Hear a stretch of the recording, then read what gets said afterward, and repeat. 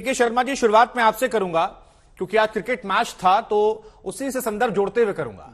ऐसा लगता है कि जैसे भारतीय टीम ने मान लिया है कि सारा मैच सूर्य कुमार यादव जिताएंगे, कंडीशन कितनी भी खराब हो, माहौल कितना भी गड़बड़ हो, एक ही खिलाड़ी परफॉर्म करता रहे, उसी के दम पर जीतते रहे। ऐसे ही बीजेपी भी लग रही है। कोई भी राज्य हो, कोई भी चुनाव हो, प्रधानमंत्री को आगे कर दीजिए, उन्हीं के चेहरे पर उन्हीं को लगातार मेहनत करवा के अब 2 दिन में 8-8 जनसभाएं प्रधानमंत्री कर रहे हैं।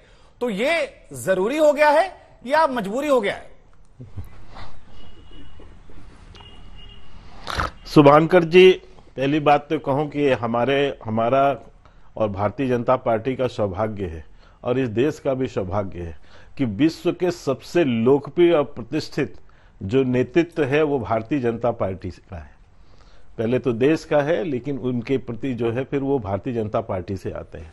तो ये तो हमारा सौभाग्य है कि नरेंद्र भाई मोदी जैसा नेतृत्व भारतीय जनता पार्टी के सबसे वरिष्ठ नेतृत्व हैं, तो उनका आशीर्वाद हम लोग को मिलता है।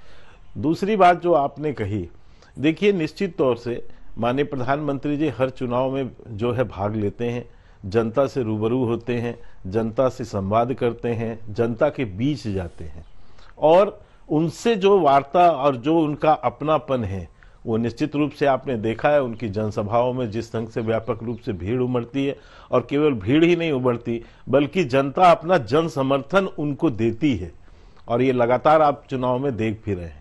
रही बात लीडरशिप की, तो हमारे यहाँ तो गैलेक्सी ऑफ लीडरशिप है और आपने अभी 18 तारीख को एक महाजन संपर्क अभियान भारतीय जनता पार्टी का देखा।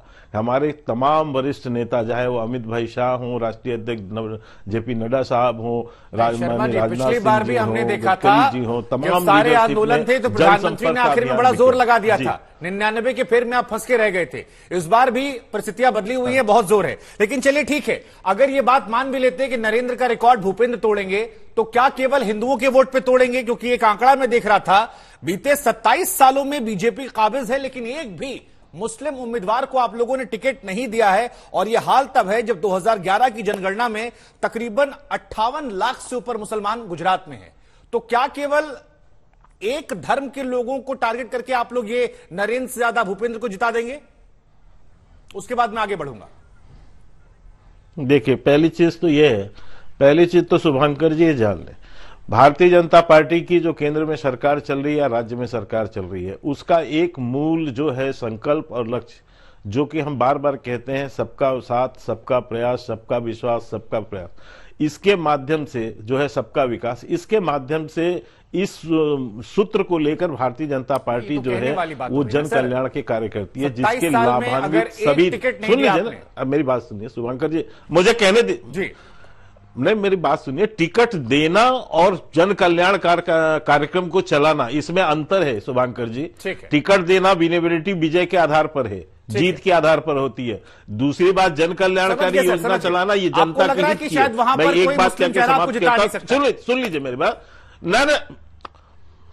नहीं, मेरी बात पूरी होने दीजिए ना, फिर शुभांकर जी बोले। आज यदि आयुष्मान भारत में 5 लाख रुपए का यदि जो मिल रहा है गारंटी स्वास्थ्य के क्षेत्र में, तो उसमें हिंदू भी भाई हैं, मुस्लिम भाई भी हैं, सिख भी हैं और जैन है और सभी धर्म के लोग हैं। आज मकान बन रहे हैं तो सबको लाभ मिल रहा है। आपकी योजनाएं जो है वो सबके लिए है, अल्पसंख्यकों को ज्यादा मिल रहा है। और इसलिए आपकी बात का मूल समझ गए सर, आपकी बात का मूल समझ गए। तो यदि हमारे पे कोई बीजेपी का उम्मीदवार होगा तो हम देंगे। ठीक है, आलोक शर्मा जी, मैं आपके पास आऊंगा।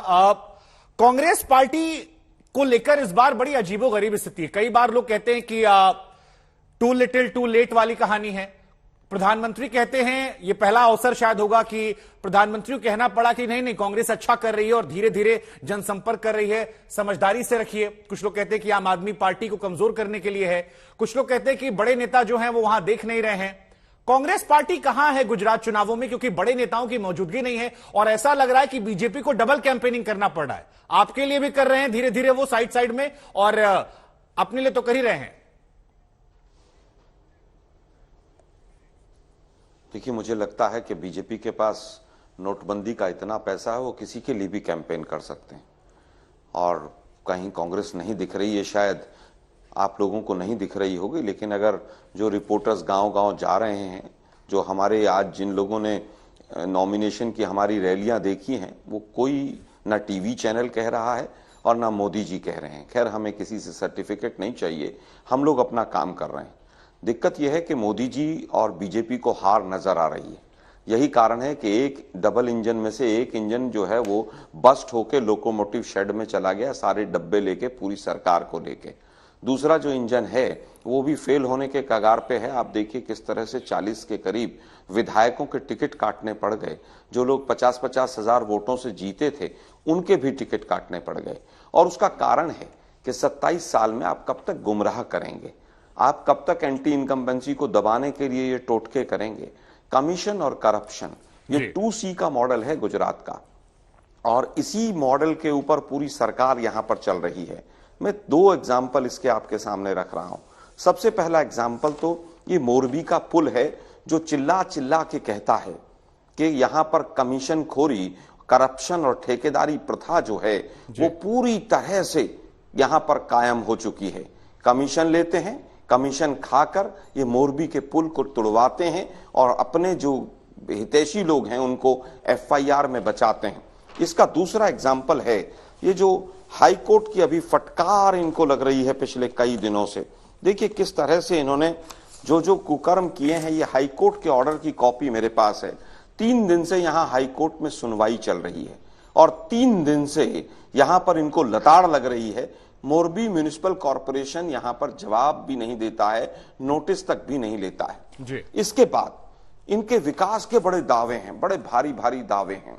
मैं पूछना चाहता हूं कि विकास प्राइवेटाइजेशन से होता है, विकास 6000 स्कूल बंद करके होता है, विकास 22 पेपर लीक करके होता है, विकास 24,000 टीचर्स की वैकेंसी खाली होने पर होता है, विकास गांव के पिछड़ेपन से होता है। ठीक है। अरे आप लोगों का तो गुजरात का सेक्स रेशियो भी नेशनल एवरेज 943 है और यहां पर 919 है। मैं केवल यह पूछना चाहता हूं कि 9,000 करोड़ का कर्जा था जिस दिन मोदी जी गुजरात में मुख्यमंत्री बने, आज 4 लाख करोड़ का कर्जा है। 100 लोग के करीब लट्ठा कांड में मर गए, जहरीली शराब पीकर। नहीं सुनिए ना भाई, जहरीली शराब, सारी बातें सुनिए मैंने। अब देखिए सर, क्योंकि विकास हो रहा है।